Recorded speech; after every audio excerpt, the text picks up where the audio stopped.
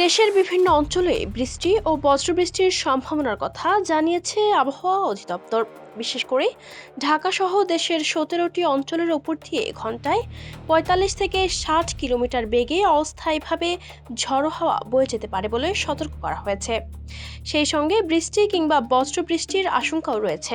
এই পরিস্থিতিতে সংশ্লিষ্ট এলাকার নদী বন্দরগুলোকে 1 নম্বর সতর্ক সংকেত দেখাতে বলা হয়েছে। রোববার ভোর 5টা থেকে দুপুর 1টা পর্যন্ত দেশের অভ্যন্তরীণ নদী বন্দরগুলোর জন্য দেয়া পূর্বাভাসে জানানো হয়, রাজশাহী, পাবনা, বগুড়া, ঢাকা, টাঙ্গাইল, ময়মনসিংহ, ফরিদপুর, যশোর, কুষ্টিয়া, খুলনা, বরিশাল, পটুয়াখালী, কুমিল্লা, নোয়াখালী, চট্টগ্রাম, কক্সবাজার ও সিলেট অঞ্চলের উপর দিয়ে পশ্চিম অথবা উত্তর পশ্চিম দিক থেকে দমকা হাওয়া বয়ে যেতে পারে। একই সঙ্গে এসব এলাকায় বজ্রসহ বৃষ্টির সম্ভাবনাও রয়েছে। আবহাওয়ার এমন পরিস্থিতির কারণে নদীপথে চলাচলকারী নৌযানগুলোকে সতর্কতার সঙ্গে চলাচলের পরামর্শ দেওয়া হয়েছে।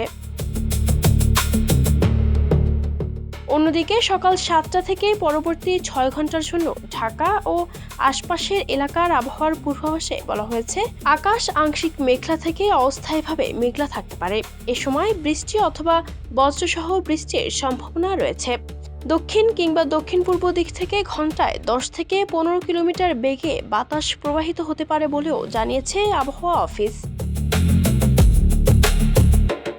আবহাওয়া অধিদপ্তরের তথ্য অনুযায়ী আজ সকাল 6টায় ঢাকার তাপমাত্রা ছিল 25.4 ডিগ্রি সেলসিয়াস এবং বাতাসের আপেক্ষিক আর্দ্রতা ছিল 96%। গতকাল রাজধানীতে সর্বোচ্চ তাপমাত্রা রেকর্ড করা হয়েছিল 35.2 ডিগ্রি সেলসিয়াস, আর আজকের সর্বনিম্ন তাপমাত্রা ছিল 25.2 ডিগ্রি সেলসিয়াস।